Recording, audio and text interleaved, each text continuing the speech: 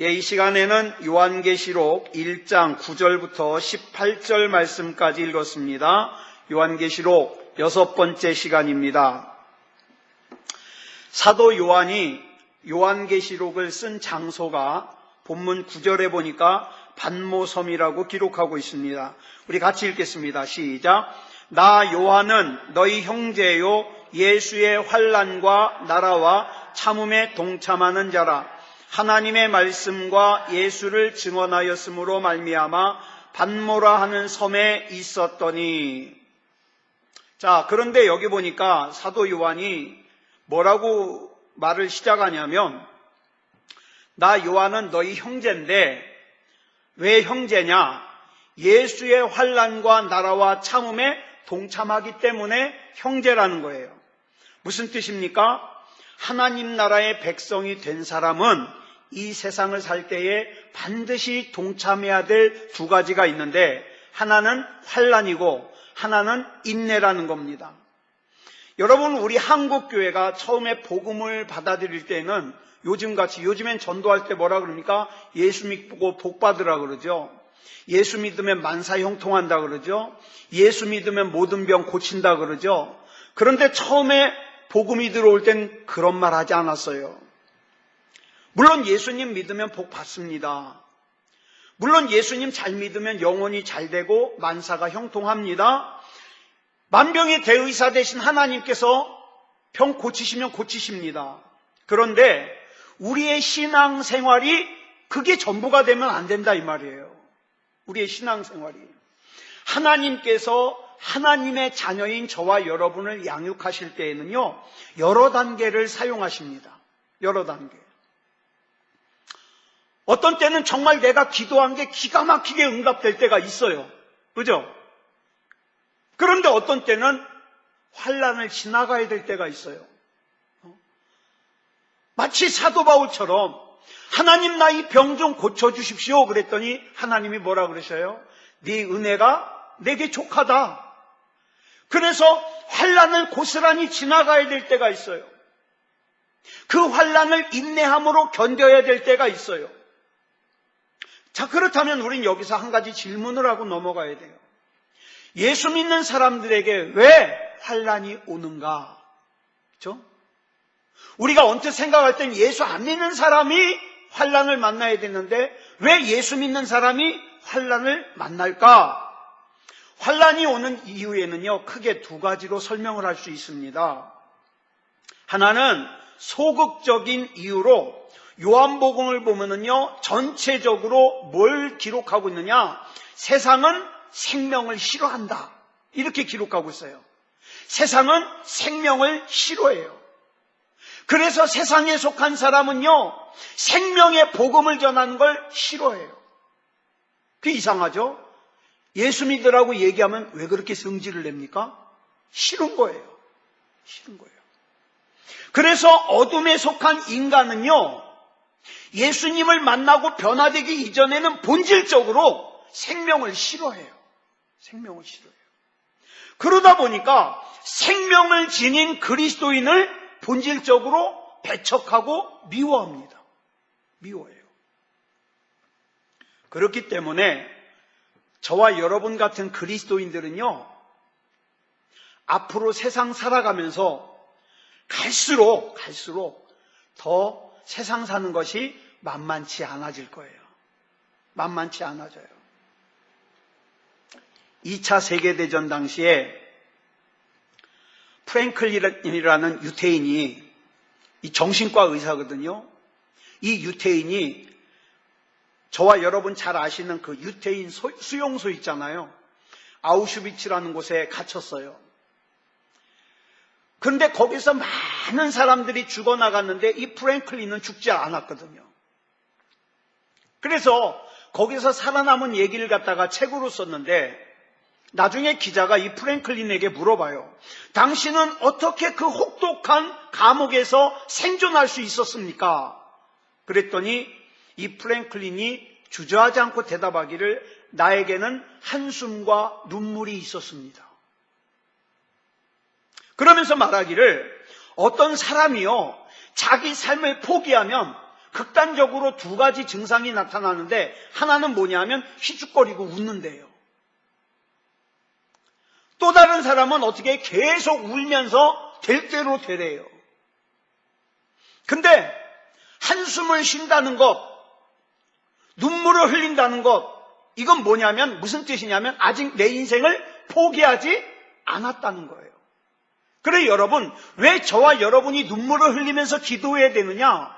내 인생 포기하지 않았으니까, 우리 가정 포기하지 않았으니까, 내 자식 하나님이 책임져 주실 것을 믿으니까 어떻게 하는 거예요? 우린 끝까지 눈물이고 그 다음에 어떻게 해요? 부르짖는 거예요. 근데 포기한 사람은 어떻게 해요? 안 해요. 될 대로 되겠지. 안 해요. 그렇다 그래서 우리가 예수님을 믿는다는 것이 일평생 한숨이나 쉬고 눈물이나 흘리는 그런 인생이냐? 아니에요. 아니에요. 이게 다가 아니에요. 자, 그러면 왜 예수 믿는 사람이 환난을 겪게 되는가? 더 적극적인 이유가 있어요. 야고보서 1장 2절로 4절 말씀 우리 같이 읽겠습니다. 시작. 내 형제들아, 너희가 여러 가지 시험을 당하거든 온전히 기쁘게 여기라. 이는 너희 믿음의 시련이 인내를 만들어내는 줄 너희가 알미라. 인내를 온전히 이루라. 이는 너희로 온전하고 구비하여 조금도 부족함이 없게 하려 함이라. 야고보서의 이 말씀은 우리 예수 믿는 사람들이 어려움을 당하는 이유를 설명해 주고 있어요. 여러분은 안 그런지 모르겠는데 저는 그래요. 저는 살면서 어려운 일 안 만나잖아요? 그럼 저는 아마 가관일 거예요. 가관일 거예요. 내 마음대로 살 거예요. 그런데 어떡합니까? 방심할 만하면은 기도 제목을 하나 주셔요. 그러면 그거 붙들고 하나님 앞에 기도하다 보면 어떻게 돼요? 곁길로 갈 정신이 없죠. 곁길로 갈 정신이 없죠. 내가 환난을 만나지 않으면, 내가 환난을 겪지 않으면 내 속사람이 온전히 만들어지질 않아요. 그냥 세상이 좋고 세상과 짝하고 세상 사람들이 사는 것처럼 똑같이 살고 정신이 없어요. 그런데 내 인생 가운데 어려움을 만나고 내가 그거 붙들고 기도하다 보니까 어떻게 해요? 내가 잘못 가고 있었구나. 그거 깨닫게 되더라는 거죠. 우리가요, 어떤 상황을 만났을 때 어떻게 살아야 되고 어떻게 행동해야 되는지는 이론적으로 잘 알아요. 그런데 내가 이론적으로 안다고 그렇게 사라지는 게 아니더라 이 말이에요. 아니에요. 우리나라 군대에서는요, 전 군인을 갖다가 기본적으로 태권도 1단은 따게 만들려고 군대에서 처음에 들어가면요 엄청나게 태권도 훈련을 시켜요. 저도 태권도 단을 땄어요. 저같이 운동신경이 둔한데도 태권도 1단이에요. 제가 공인 국기원에서 주는 거. 자, 근데 이 태권도 중에 앞발차기라는 게 있어요. 앞발차기. 이 앞발차기는요 많이 올리는 게 아니라 90도까지만 올리는 거예요. 쉽죠? 앞발 90도까지만 올리는 거. 근데 이게 쉽질 않아요. 더 올라가든가 덜 올라가든가 이게 쉽질 않아요. 예? 그래서 앞발차기의 이론은 뭐냐면, 앞발차기는 발을 90도 각도로 뻗어서 차는 것이다. 쉽죠? 그런데 이게 이론을 안다고 되는 게 아니라니까요. 계속 연습을 하면서 몸이 그 동작을 기억을 해야 돼요. 그리고 가서 시험을 보는 거예요. 인내도 마찬가지예요. 우리는 인내가 뭔지 잘 알아요. 참는 거다. 잘 아는데 실제로 내가 인내를 해야만 하는 상황을 만나지 않으면 내가 인내할 기회가 없잖아요. 그러니까 하나님께서는 저와 여러분을 인내를 할 수 있는 상황을 주셔서 인내하는 그리스도인이 되게 만드는 거예요. 용서도 그래요. 용서는 뭐라는 걸 알아요. 근데 내가 실제로 용서를 할 수 있는 상황을 만나지 않으면 용서가 뭔지를 몰라요. 진짜로 모르는 거예요. 사랑도 그래요. 사랑도 사랑을 해야 되는 기회를 주셨을 때 진짜 사랑이 뭔지를 알아요. 진짜. 그래서 딸들이 언제 엄마 생각이 제일 많이 난다 그래요? 아기 날 때. 그죠? 아기 날 때 우리 엄마도 나 이렇게 아파가면서 낳구나 생각하니까 막 펑펑 우는 거죠. 엄마 생각하면서. 저는 대학교를 한번 떨어졌어요. 재수를 했는데 만약에 제가 재수를 하지 않았다면 재수생들이 얼마나 고통스러운지 모르죠. 근데 제가 재수를 해봤기 때문에 재수생들이 얼마나 힘든지 알아요. 따라서 하나님께서 저와 여러분에게 지금 여러분들이 겪고 계시는 그 어려움, 그 환난을 겪게 하시는 이유가 있어요. 뭐냐 하면 그것들을 통해서 좀 더 하나님 안에서 온전해지기를 원하시고 또 한 걸음 더 나아가서 나중에 분명히 여러분들이 겪고 있는 그 어려움을 겪고 있는 사람을 만납니다. 만날 때 내가 경험 안 했던 걸 얘기해 주는 게 아니라 어떻게 해요? 내가 경험했던 것을 얘기를 해 주는 거예요. 얘기해 주는 거예요. 자, 그래서 본문 9절을 보면서 이 요한계시록을 쓰고 있는 사도 요한이 환난을 당하고 있다는 걸 알 수가 있죠. 다시 한번 읽겠습니다. 시작. 나 요한은 너희 형제요 예수의 환난과 나라와 참음에 동참하는 자라. 하나님의 말씀과 예수를 증언하였으므로 말미암아 반모라 하는 섬에 있었더니, 이 당시 로마의 황제 이름이 도미티안이라는 황제인데 역사적으로 기독교 역사적으로 가장 극심하게 핍박했던 황제예요. 우리가 흔히 알기로는 네로 황제가 많이 핍박했다 그러는데 네로 황제도요 이 도미티안 못 당해요. 아주 악랄한 사람이에요. 그래 이 사도 요한이 복음을 증거하다가 체포돼 가지고 반모섬에 유배됐어요. 이 같은 상황 속에서 지금 극심한 박해로 인하여서 신앙이 무너질 듯 말 듯, 내가 이 고생하면서도 예수 믿어야 되나, 내가 이렇게 어려우면서도 예수 믿어야 되나, 막 위기 가운데 있는 이 성도들을 위하여서 지금 이 요한계시록을 쓰는 거예요.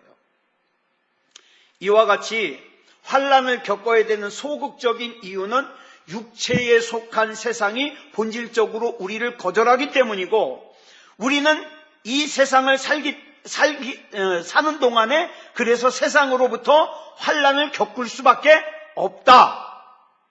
그리고 적극적인 이유는 뭐라 그랬어요?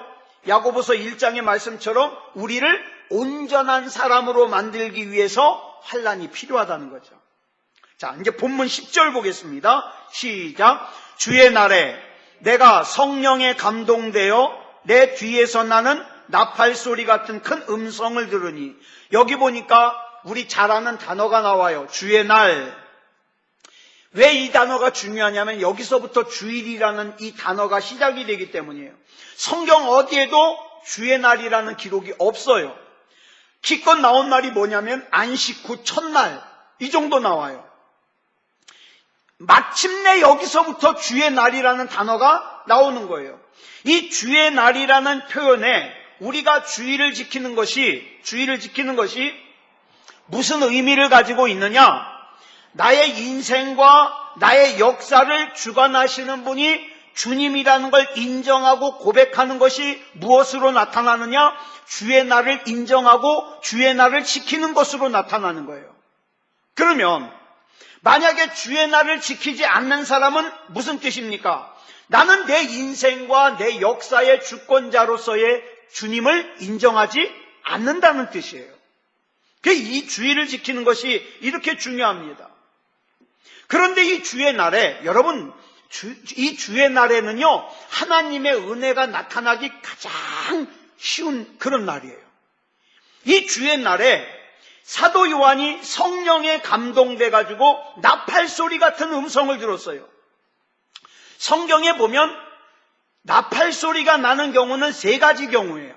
하나는 전쟁을 시작할 때, 또 하나는 왕이 등장할 때, 또 하나는 잔치가 시작될 때. 이 세 가지예요. 자, 그러면 이 본문 10절에 나오는 나팔 소리는 이 세 가지 중에 어디에 해당하느냐? 전쟁을 시작하는 것 빼고는 다 해당이 돼요. 왕이 출현합니다. 축제가 시작이 됩니다. 그 이유는 이제 보이는 환상 가운데 왕이신 예수 그리스도께서 등장하시기 때문이에요. 고대에는요, 왕이 등장을 하면 반드시 잔치가 열려요. 축제가 열려요. 자, 오늘 본문을 좀 더 정확하게 말하면 예수 그리스도 안에서 영원한 생명이 있는 사람들에게 들려지는 나팔 소리 같은 이 소리는 곧 왕이신 예수 그리스도의 출현과 그와 동시에 시작되는 축제를 알리는 소리예요. 그러니까 이 요한계시록이 왜 무서운 책이냐고요. 축제를 알리고 축제가 시작이 되는데. 자, 본문 11절 보겠습니다. 그 축제가 시작되면서 예수님이 뭐라고 말씀하시는가? 시작. 이르되 네가 보는 것을 두루마리에 써서 에베소, 서머나, 버가모, 두아디라, 사데, 빌라델비아, 라오디게아 등 7교회에 보내라 하시기로. 앞에서 말씀드린 예수 그리스도의 출현과 동시에 시작되는 축제가, 이 축제의 내용을 편지로 써가지고 교회를 대표하는 7교회에 보내라는 거예요. 자, 보세요. 그 내용이 어떤 내용일까요? 지금 이스라엘 백성이, 기독교인, 그리스도인들이 어떻게 되고 있어요? 어떻게 하고 있어요? 핍박을 당하고 있어요. 근데 왜 축제가 이 편지에 어떤 내용의 축제가 편지에 쓰여질까요? 예를 들어서, 내일 여러분이 누군가에게 1,000억 원을 상속받기로 돼 있어요. 제가 우리 곽 권사님한테 1,000억 원을 상속받기로 돼 있어요. 그런데 누군가 오더니 저보고 그래요. 너 곽경희 권사님하고 관계 오늘 끊어. 안 그러면 너 그 곽경희 권사님하고 관계를 끊을래? 나한테 100만 원 줄래? 그럼 제가 뭐 선택할까요? 100만 원을 줄까요? 관계를 끊을까요? 내일이면 1,000억 원을 상속받는데. 예? 뭘 선택할까요? 어려운 선택인가요? 지금 관계를 안 끊으면 내가 100만 원을 줘야 돼요. 근데 내가 차라리 100만 원을 주고 관계를 안 끊고 있으면 어떻게 해요? 내일 1,000억 원을 상속받아요. 뭘 선택할까요? 까짓 거? 100만 원? 줘버리죠. 100만 원 줘버리죠. 자, 보세요. 그런 내용이에요. 바보가 아니라면 100만 원 줘버리고 말 거예요. 그리고 앉아서 뭐 계산합니까? 내일 1,000억 원 받으면 뭐하지? 그죠? 자, 보세요. 본문 11절이 이걸 말하고 있는 거예요. 지금은 내가 예수 믿는 것 때문에 고난이라는 100만 원을 지불하고 있어요. 근데 내가 이걸 갖다가 피하기 위해서 하나님과의 관계를 끊어버리면 뭘 못 받아요? 영원한 생명이라고 하는 1,000억 원을 못 받아요. 그럼 뭘 선택하겠냐는 거예요. 뭘? 내가 지금 당장에는 환난과 어려움을 당하고 있지만 로마서 8장 18절에서 분명히 말씀하기를 뭐라 그랬어요? 현재의 고난은 장차 우리에게 나타날 1,000억 원과 비교할 수가 없다. 이 뜻이에요. 이 말씀이. 예, 이 말씀. 그래서 우리는 그때를 갖다가 바라보면서 어떻게 해요? 지금을 이겨나가는 거예요. 그래서 야고보서 1장 2절을 보면 뭐라 그랬습니까? 시작. 너희가 여러 가지 시험을 당하거든 온전히 기쁘게 여기라. 왜? 더 좋은 1,000억 원이 기다리고 있으니까. 그 뜻이죠. 오늘도 저와 여러분에게 위협과 고난과 때로는 권태와 아픔과 시달림과 고난이 있을지도 모르겠어요. 저는요, 옛날부터 저 힘든 일이 있을 때 부르는 찬송이 있어요.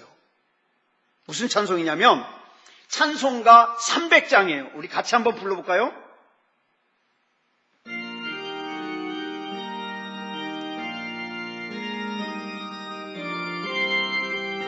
내 마음이 낙심되며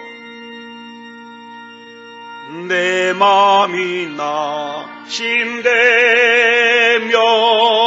근심에 눌릴 때 주께서 내게 오사 위로해 주시 가는 길 캄캄하고 괴로움 많으나 주께서 함께하며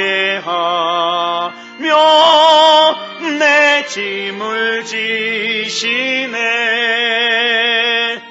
그네가 내게 족하네. 그네가 족하네. 이 괴로운 세상 지날 때 그네가 족하네. 희망이 사라지고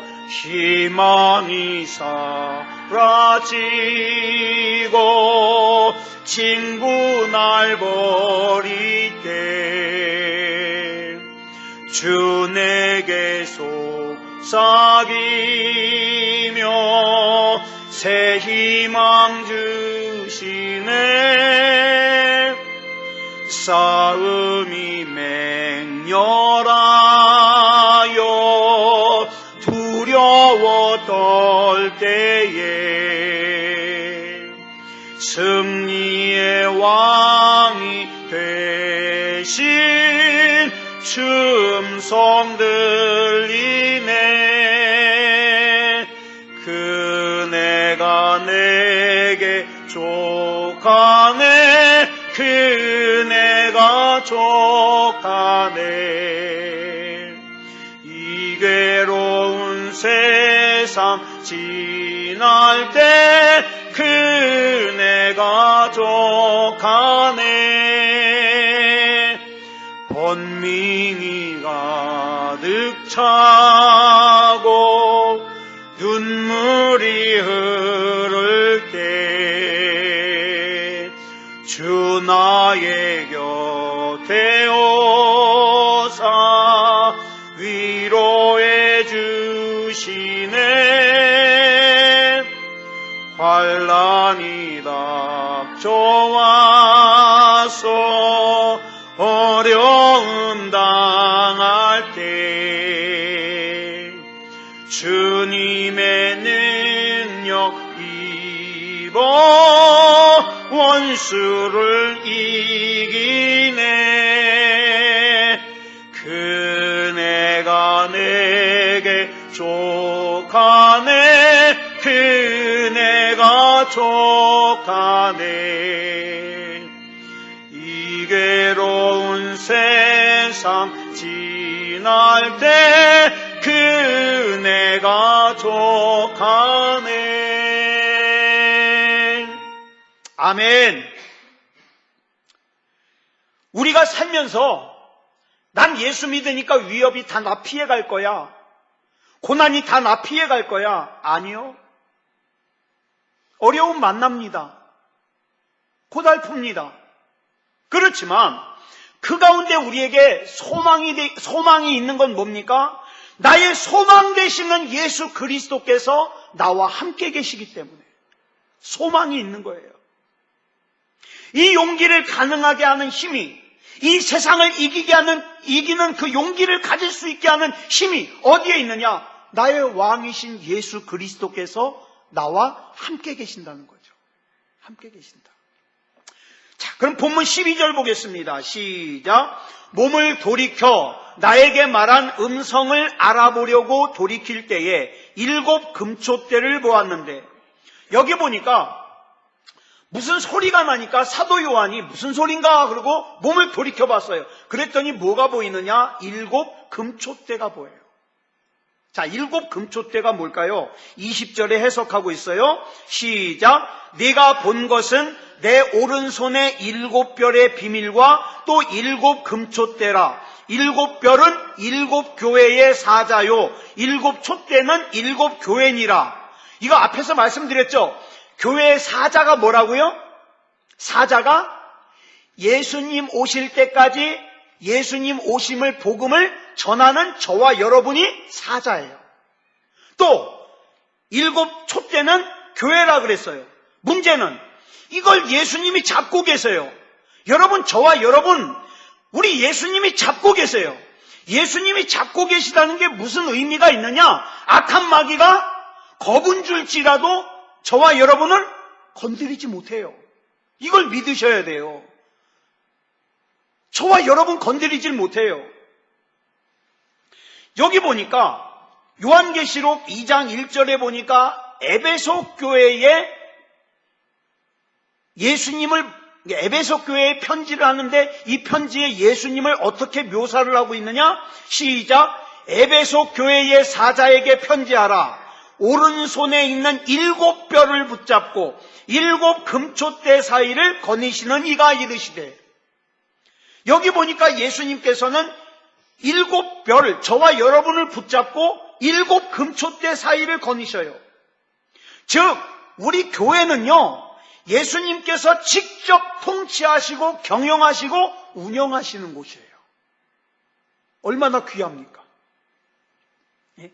골로새서 1장 18절을 보니까 우리가 몸인데 이 머리가 누가 되신다고요? 예수님이. 이게 예수님이에요. 그는 몸인 교회의 머리시라. 근데 여기 문제가 있어요. 우리 간혹 다니는 사람들 중에 이 몸이 머리 말을 안 듣는 사람들이 있어요. 그죠? 막 이렇게 몸을 흔들고 다닌다든가, 그죠? 아니면 몸이 꼼짝을 못 한다든가. 우린 이런 사람들을 장애인이라고 불러요.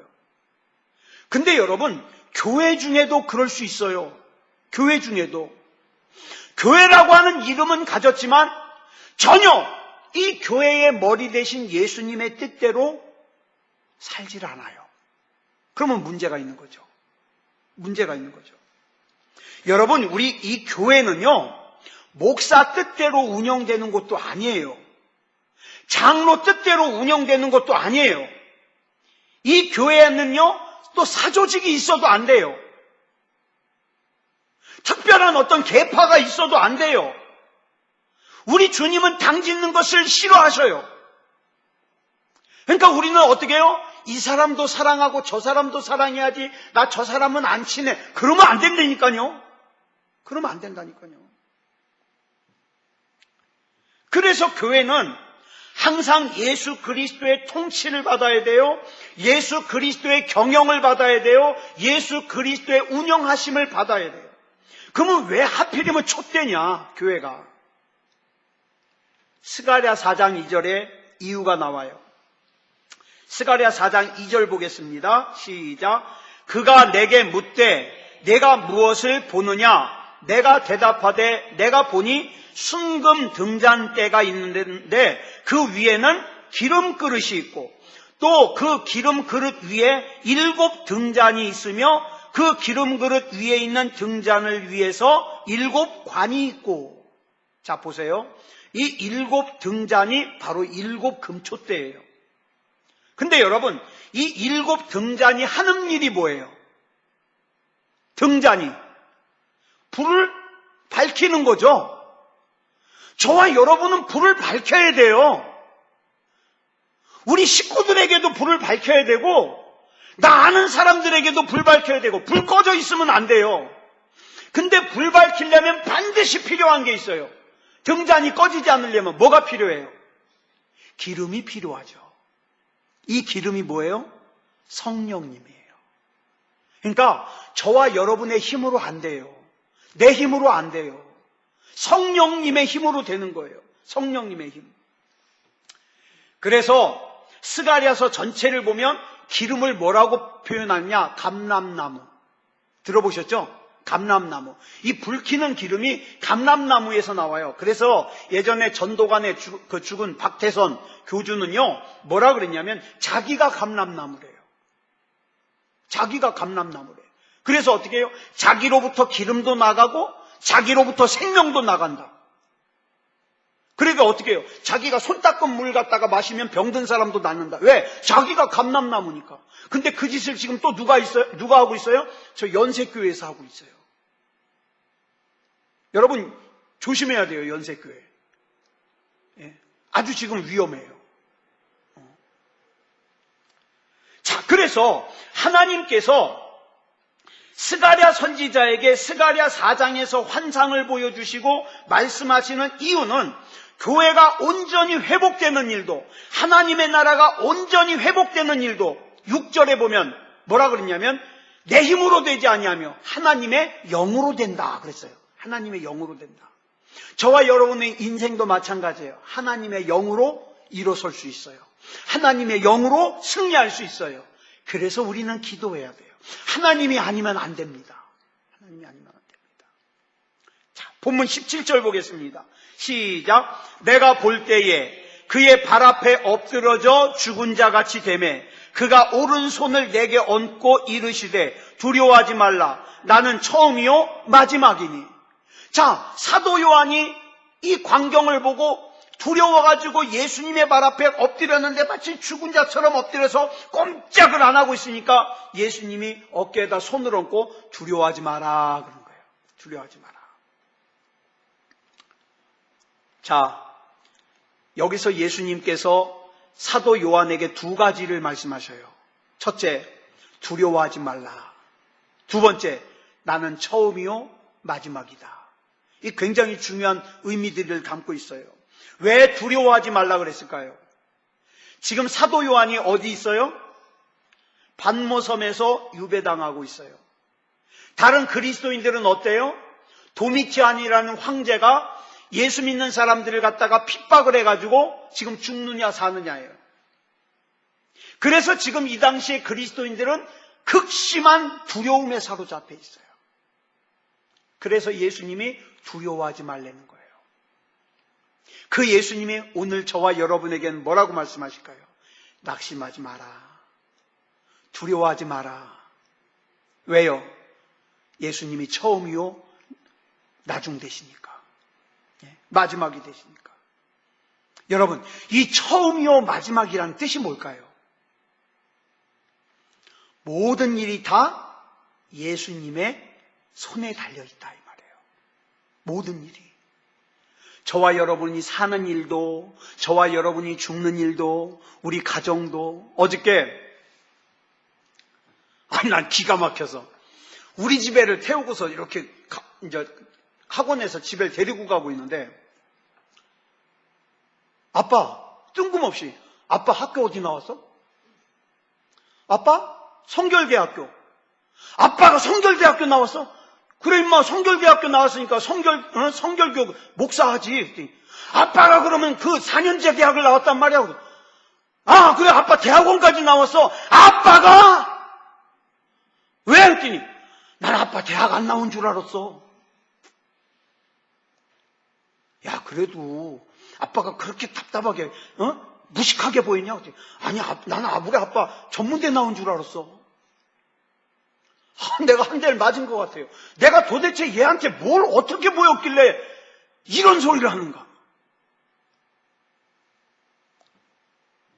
근데요, 제가 가만히 집에 가서 생각을 해보니까 그래요. 내 딸아이한테도 그렇게 보일 정도로 무식하고 답답하고 미련해 보이는 나를 하나님이 이렇게까지 사용하시니 참 감사하다. 감사하다. 전 정말 감사해요. 저는 새소망교회에서 여러분하고 신앙생활하는 걸 진짜 감사해요. 진짜 감사해요. 그리고 저는 믿어요. 처음이요 마지막 되시고 알파와 오메가 되시는 우리 주님께서 이미 저와 여러분의 인생을 다 써놓으셨어요. 우리 교회를 다 써놓으셨어요. 전에 말씀드렸잖아요. 믿음의 주요 또 온전케 하시는 예수를 바라보자 그랬잖아요. 거기서 믿음의 주가 무슨 뜻이라 그랬죠? 믿음의 저자, 글 쓰는 저자. 이 원뜻이 그거예요. 그러니까 주님께서는 저와 여러분의 인생을 이미 다 써놓으셨어요. 여러분 걱정해도 안 걱정해도, 여러분 걱정해도 안 기쁘게 살아도 이미 하나님의 수중에 있어요. 저와 여러분은. 그러니까 여러분 우중충하게 살지 말아요. 내가 우중충하게 살아서 내 인생이 바뀔 것 같으면 난 맨날 우중충하게 살죠. 근데 이미 써놓으셨어요. 그러니까 우리는 어떻게 살아야 돼요? 내가 매일 기쁘게 순례의 길 행하면 기쁘게 사는 거예요. 기쁘게. 왜? 하나님이 다 써놓으셨으니까. 그러면 왜 여기서 이 말씀을 하실까? 18절 보겠습니다. 시작. 곧 살아있는 자라 내가 전에 죽었었노라. 볼지어다 이제 세세토록 살아있어 사망과 음부의 열쇠를 가졌노니. 이 말씀 굉장히 중요한 말씀이에요. 인류의 역사는 곧 하나님의 구속의 역사예요. 그리고 그 귀한 사명을 저와 여러분 교회에 맡겨주셨어요. 저와 여러분. 우리 예수님께서 사망과 음부의 열쇠를 가지셨다고 그랬어요. 그러니까 우리는 죽음을 두려워할 필요가 있어요, 없어요? 없어요. 내 주님께서 사망과 음부의 열쇠를 가지셨는데 두려워할 것 없죠. 그래서요, 저는요, 아주 일찍이 오래전부터 죽는 건 두렵지 않아요. 그래서 저는 뭐라고 기도하느냐? 하나님, 저는 죽는 건 두렵지 않은데 아프지 않고 살게 해주십시오. 저는 정말 이거 기도해요. 아프지 않고 살게 해주시고 다른 사람에게 내가 짐이 되는 일이 없도록 인도해 주시옵소서.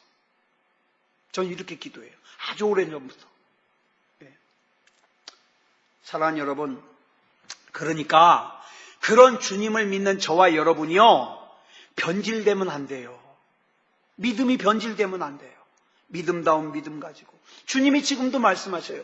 두려워하지 말아라. 내가 처음이요 마지막이다. 네 인생은 내 손에 있다. 나는 지금도 살아있다. 사망과 음부의 열쇠를 내가 가지고 있다. 그러니 저와 여러분이 뭘 두려워하겠냐고요. 이 주님을 믿고 담대하게 살아가는 저와 여러분이 되기를 그리스도 예수님의 이름으로 축복합니다. 기도하겠습니다. 사랑의 하나님, 은혜를 감사합니다. 오늘도 우리를 사랑하시고 우리에게 힘을 주시고 우리를 인도하시는 주님 감사합니다. 하나님, 두려워하지 않고 살게 해 주시옵소서. 염려하지 않고 살게 하여 주시옵소서. 이미 처음이요 마지막 되시고 알파와 오메가 되시는 주님께서 우리의 인생을 다 쓰고 계획하고 계심을 믿습니다. 우리를 사랑하시는 주님께서 가장 좋은 것 준비하고 계심을 믿습니다. 우리는 믿음 변질되지 않고 그 주님께서 준비하신 것이 우리에게 임하는 데 있어서 방해가 되지 않도록 믿음다운 믿음으로 살게 하여 주시옵소서. 우리 하나님께서 함께해 주실 줄 믿사오며 그리스도 예수님의 이름으로 간절히 기도드려 싸움나이다. 아멘.